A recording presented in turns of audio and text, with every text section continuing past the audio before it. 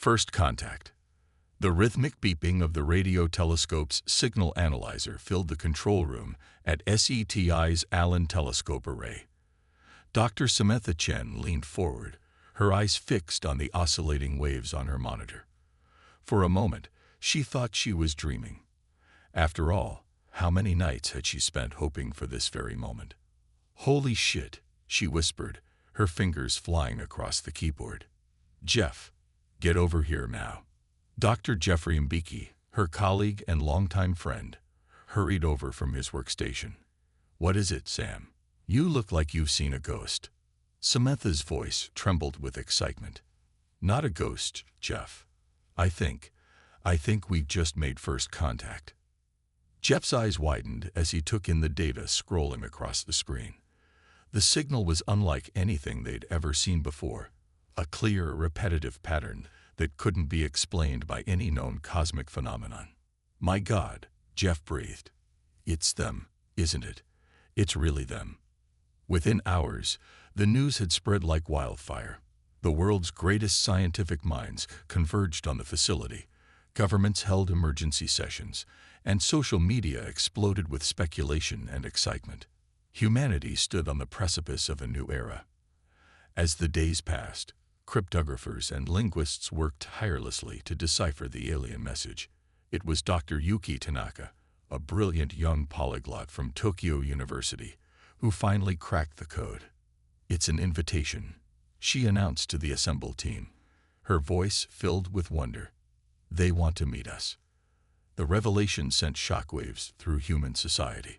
Some celebrated the dawn of a new age, while others feared the unknown.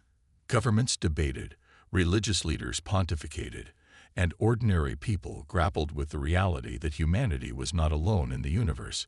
In the midst of the global frenzy, a plan began to take shape. A team would be assembled, the best and brightest Earth had to offer, to make the journey to the coordinates provided in the alien message. Captain Elena Rodriguez, decorated Air Force pilot and astronaut, was chosen to lead the mission. As she stood before the United Nations General Assembly, her voice rang out with determination and hope. "We stand at a crossroads in human history," she declared. "For centuries, we have looked to the stars and wondered if we were alone. Today, we have our answer. And now, we must show the best of what humanity has to offer. We will meet these beings not with fear, but with curiosity, respect, and an unwavering spirit of exploration." The team was assembled. Dr. Chen and Dr. Mbeki from SAETI, Dr. Tanaka to handle communications, Major Marcus Williams as security expert, and Dr. Zara Patel, xenobiologist and medical officer. Together, they would represent Earth on this historic journey. As the newly christened starship Emissary prepared for launch, the world held its breath.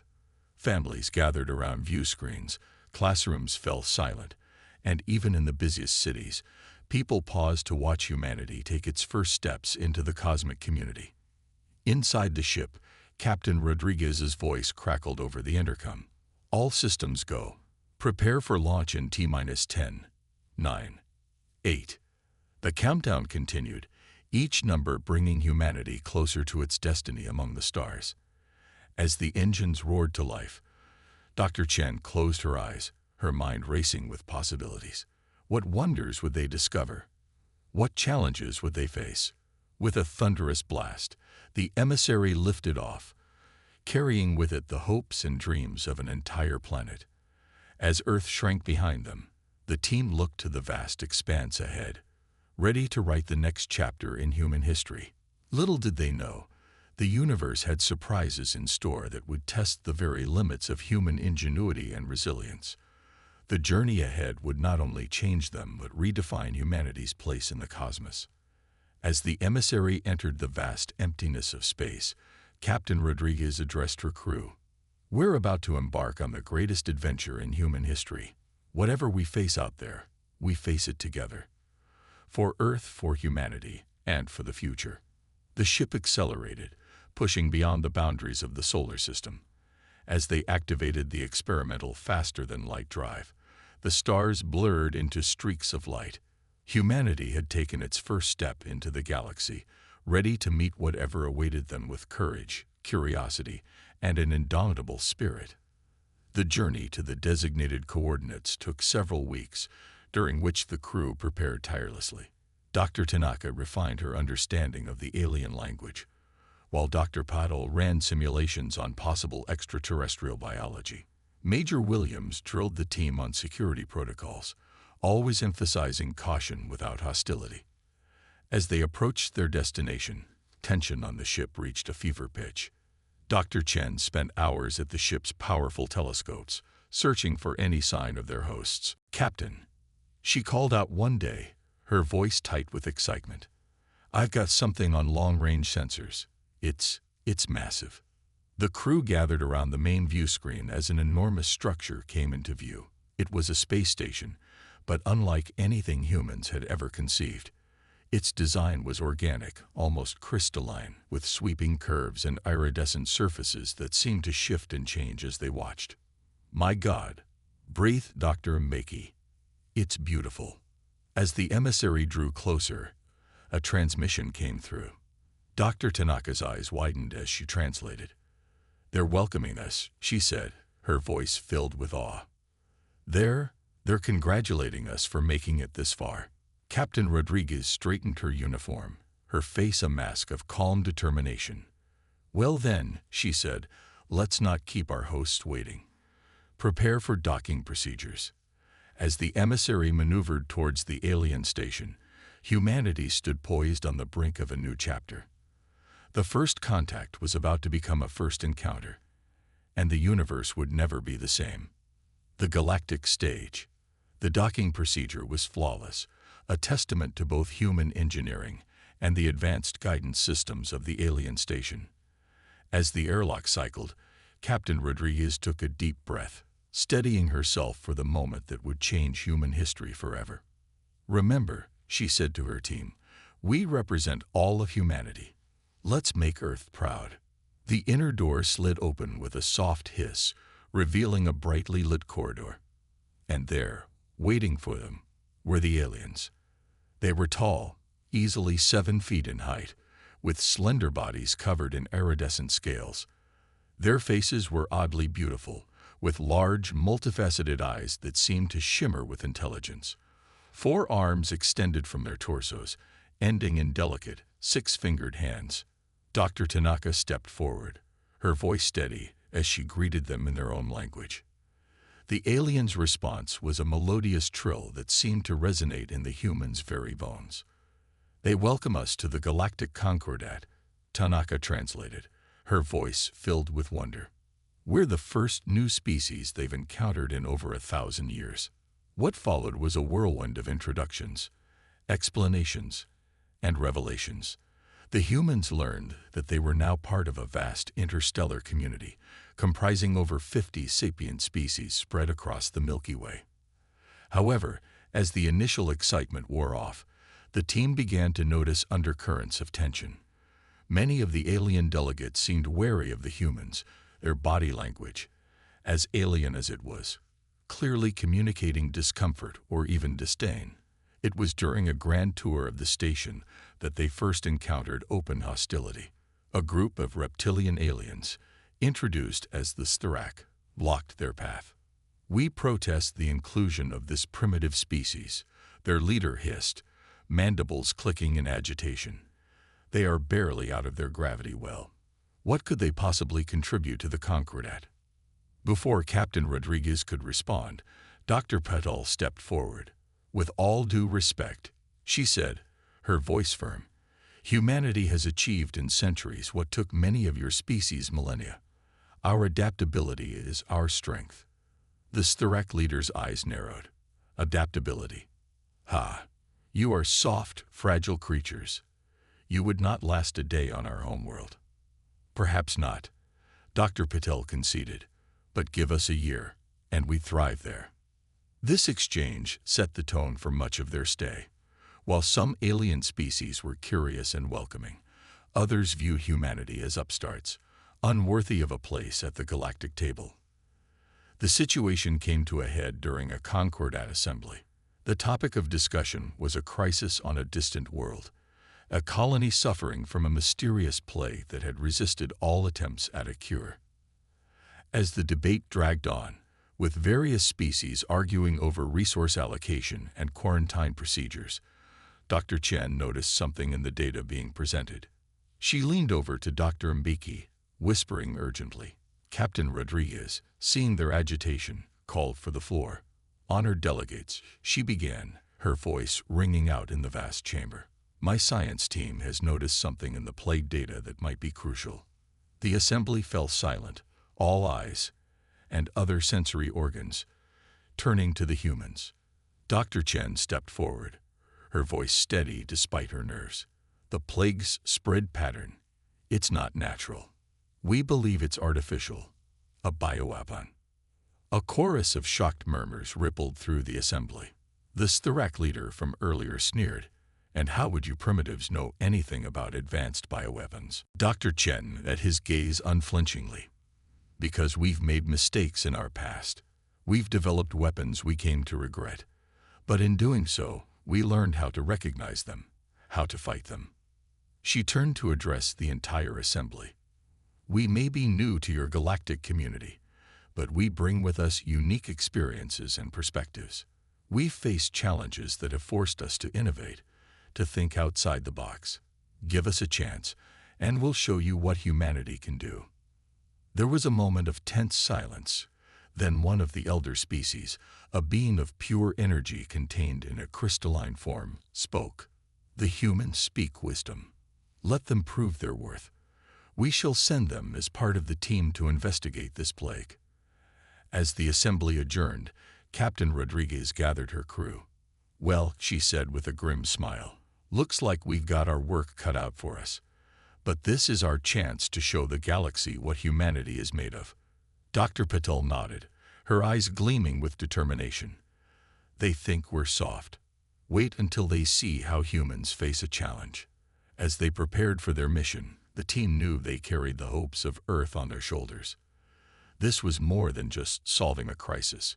It was humanity's chance to prove they belonged among the stars. Little did they know, this mission would be just the beginning. Forces were moving in the shadows of the galaxy, and humanity's arrival had set in motion events that would shake the very foundations of the galactic concordat. As the human team boarded the ship that would take them to the plagued world, Captain Rodriguez looked back at the assembled alien delegates. Some faces showed hope, others skepticism, and a few outright hostility. "We'll be back," she promised, both to the aliens and to herself.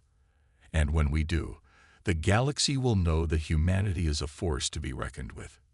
With that, the ship's doors closed, and they blasted off into the unknown, ready to face whatever challenges lay ahead. The humans had taken their place on the galactic stage, and they were determined to make their mark. Alien invasion. As the human team worked tirelessly to unravel the mystery of the bioweapon plaguing the distant world, events back on Earth took a dire turn. The skies above every major city on the planet suddenly filled with massive dark ships, their designs unlike anything seen in the galactic concordat. General Sarah Hawkins stood in the Pentagon's command center, her face grim as she watched the feeds from around the world. "What's their status?" she barked. "Holding position, man," a young lieutenant replied, his voice tense. "They're not responding to any of our transmissions." Suddenly, the main screen flickered to life, revealing the grotesque alien visage. Its skin was a sickly gray with multiple yellow eyes arranged in a cluster. When it spoke, its voice was a harsh, grating sound that sent chills down the spines of everyone in the room. "Humans," it growled, "your planet is now under the control of the Tarlath Empire. Surrender immediately or face annihilation." General Hawkins straightened, her eyes blazing with defiance. "This is General Sarah Hawkins of Earth's United Defense Force. We do not recognize your authority, and we will not surrender. Leave our planet immediately, or face the consequences." The alien's cluster of eyes seemed to pulse with amusement. "Foolish creatures. You have no concept of the power you face. Your species is young, weak, You will serve as labor for our empire, or you will be eradicated." The transmission cut off abruptly. For a moment, there was silence in the command center. Then General Hawkins turned to her staff, her voice steady and determined. "All right, people. This is what we've prepared for. Initiate global defense protocols. And someone get me a line to our team in the Concordat. We're going to need all the help we can get." Across the planet, humanity sprang into action. Years of science fiction had, in a way, prepared them for this moment. Military forces mobilized, scientists worked around the clock to analyze the alien technology, and ordinary citizens came together in a show of unity unprecedented in human history. The Xarlath, however, had not expected such resistance. They had conquered dozens of younger species, always following the same pattern: a show of overwhelming force, followed by quick capitulation. But humans proved to be anything but predictable. In New York, a squad of Xarlath soldiers found themselves outmaneuvered by a group of street kids using parkour and improvised weapons. In Tokyo, hackers managed to breach the alien communication systems, causing chaos in their ranks. And in a small town in Brazil, a high school science teacher jury-rigged a device that could disrupt the invaders' energy weapons. These small victories began to add up. The Xarlath, used to easy conquests, found themselves bogged down in a war of attrition against a species they had gravely underestimated. Meanwhile, in orbit, a fierce battle raged. Earth's space forces, though outnumbered and outgunned, fought with a ferocity that shocked the invaders. Captain Michael Chen, commanding the EDF flagship Indomitable, rallied his fleet with words that would be remembered for generations. "We are humanity. We have dreamed of this moment for centuries, the day we would face a challenge from the stars. And now that day has come. We will not go quietly. We will not surrender. For our homes, for our families, for Earth, we fight." The battle seemed hopeless at first. Xarlath ships, with their advanced shields and weapons, tore through the human defenses. But slowly, incrementally, humanity began to adapt. They analyzed debris from destroyed enemy ships, quickly reverse engineering technologies and implementing them in real time. On the ground, the situation was equally dire. Xarlath walkers stomped through cities, their energy weapons laying waste to everything in their path. But humans, with their ingenuity and adaptability, found ways to fight back. In the ruins of London, Dr. Emily Saunders, a brilliant physicist, made a breakthrough. "Their shields," she exclaimed, her eyes wild with excitement and lack of sleep. "They operate on a frequency we can disrupt." Within hours, her findings were disseminated globally. Around the world, humans began cobbling together devices to exploit this weakness. The tide of battle slowly began to turn. The Xarlath commander, Gorthak, watched in disbelief as his forces were pushed back time and again. "Impossible," he snarled. "They are nothing but primitives. How can they resist us?" His second-in-command, more observant, offered a chilling observation. "Sir, they're learning. With every encounter, they adapt. They're using our own technology against us." Gorthak's eyes pulsed with rage. "Then we shall crush them with overwhelming force. Prepare the world burners. If we cannot have this planet, no one will." As the massive world burner ships moved into position, humanity faced its darkest hour. But even in the face of annihilation, the human spirit refused to break. In a hidden bunker beneath the Rocky Mountains, a team of Earth's best scientists worked feverishly on a last-ditch plan. Dr. Yuki Tanaka, the linguist from the first contact mission, had returned to Earth just before the invasion. Now she stood before a jury-rigged communication array, ready to make one final, desperate attempt. To any members of the Galactic Concordat, she broadcast, her voice steady despite the weight of billions of lives on her shoulders. "This is Earth. We are under attack by a species known as the Xarlath. They threaten not just our world, but the peace of the entire galaxy. We request immediate assistance. As the message beamed out into space, the people of Earth steeled themselves for what might be their final stand. The Xarlath world burners loomed in the sky, a testament to the overwhelming odds they faced. But humanity had no intention of going quietly into the night. From the ashes of their cities, from the depths of their ingenuity, they prepared to strike back. The invasion had awakened something in the human race, a fierce determination, a refusal to submit, and a unity of purpose that transcended all previous divisions. As General Hawkins rallied Earth's remaining forces for one last, desperate counterattack, she echoed the sentiments of billions. We are humanity. We have faced extinction before and survived. We have overcome every obstacle in our path, and we will overcome this. For Earth, for our future, we fight on.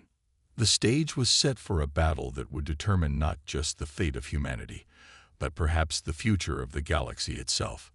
The Xarlath were about to learn a harsh lesson. Never underestimate the human spirit. Counterattack.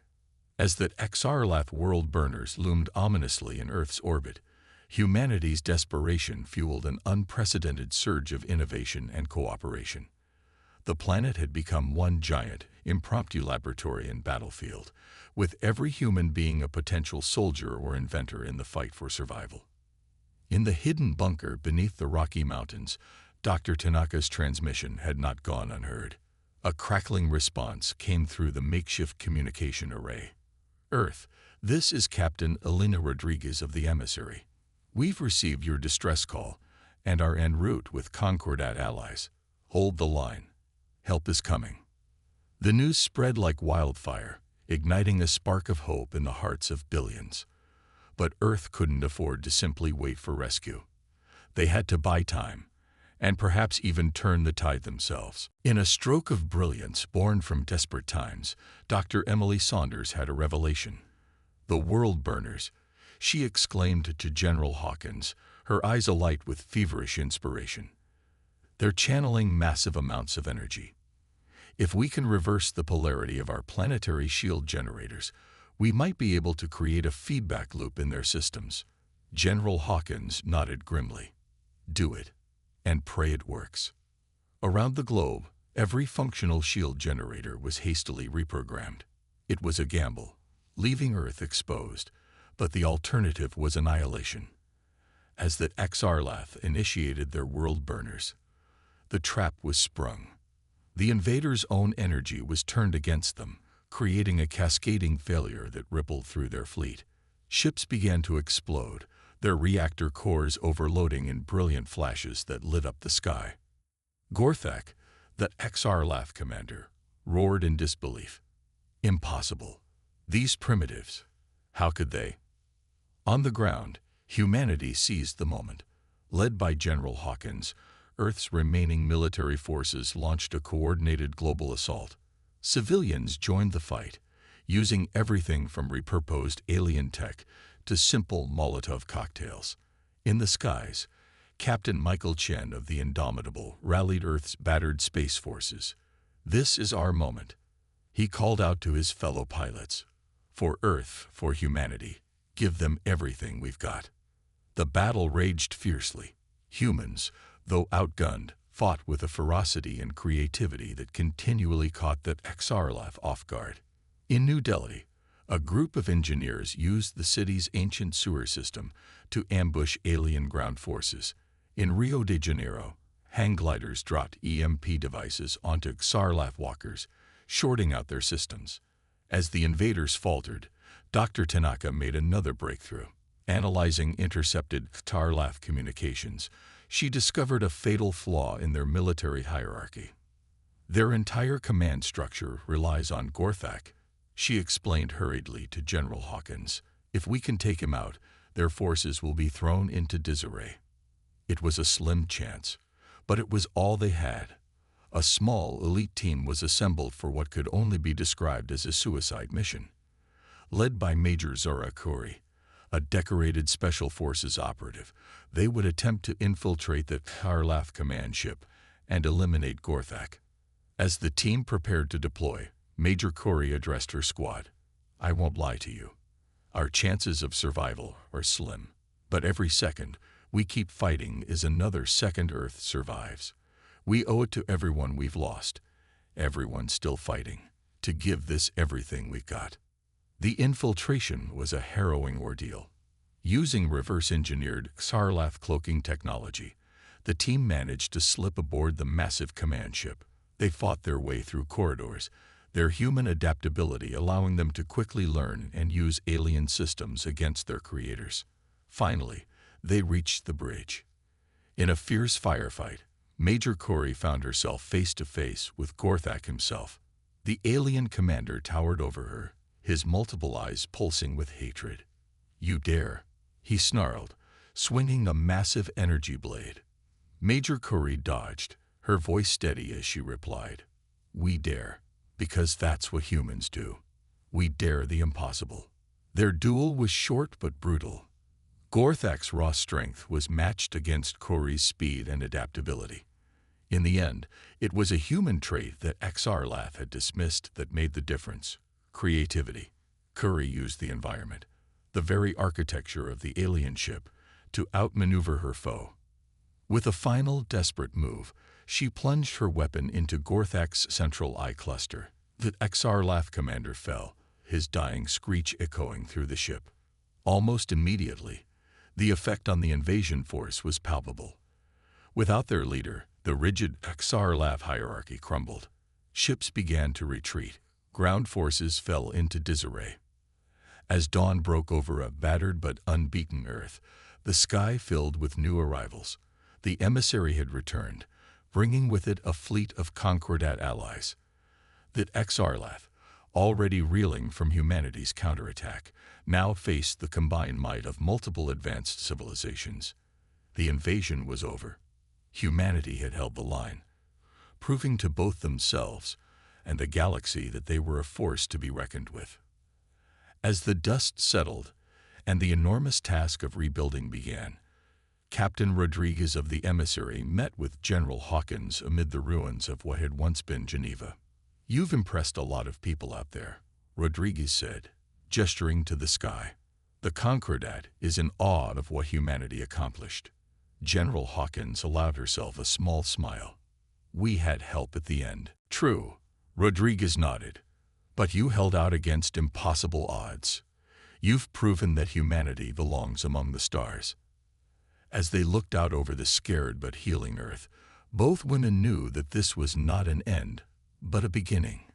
Humanity had faced its greatest challenge and emerged stronger, more united, and ready to take its place in the galactic community. The stars, once distant and unreachable, now seemed to beckon. And humanity, battle-tested and unbowed, was ready to answer the call. A new era. In the months following the Xarlath invasion, Earth underwent a transformation unlike any in its history. The planet was scared, its cities in ruins, but a new spirit of global unity and purpose had emerged from the ashes of conflict. As the dust settled, humanity found itself thrust onto the galactic stage in a way no one could have predicted. The Galactic Concordat, impressed by Earth's resilience and ingenuity, extended an offer of full membership, an honor usually reserved for species with centuries of interstellar experience. In New York, or what remained of it, the United Nations convened a special session to address this new reality. Representatives from every nation gathered in a hastily repaired assembly hall, the broken skyline visible through patched windows serving as a stark reminder of what they had endured. Dr. Amelia Zhao, now serving as Earth's ambassador to the Concordat, took the podium. Her voice, transmitted to billions around the world, was steady and filled with cautious optimism. "We stand at a crossroads," she began. "Our world has been broken, but not our spirit. We have been offered a place among the stars, a chance to help shape the future of our galaxy. But with this opportunity comes great responsibility. The question before us is not just whether we will join the Concordat, but who we will choose to be as we step onto this larger stage." The debate that followed was intense. Some argued for isolation, for focusing on rebuilding Earth before looking to the stars. Others pushed for immediate full integration into galactic society. In the end, a middle path was chosen. Earth would join the Concordat, but would do so gradually, learning and adapting as it went. As humanity began this new chapter, the changes were profound and far-reaching. Technology. The reverse-engineered Scarlath technology, combined with knowledge shared by Concordat allies, led to unprecedented advancements. Medical nanobots eradicated diseases that had plagued humanity for millennia.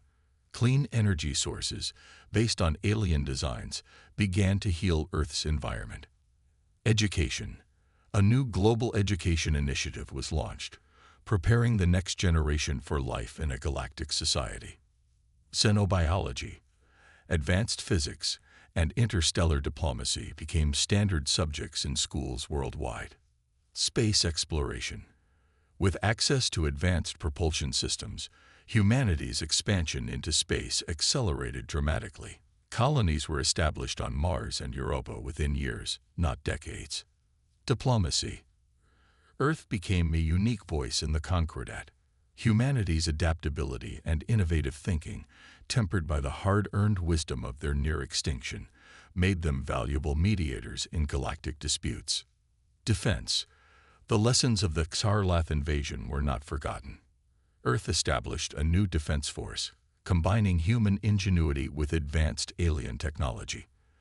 The planet would never again be caught unprepared.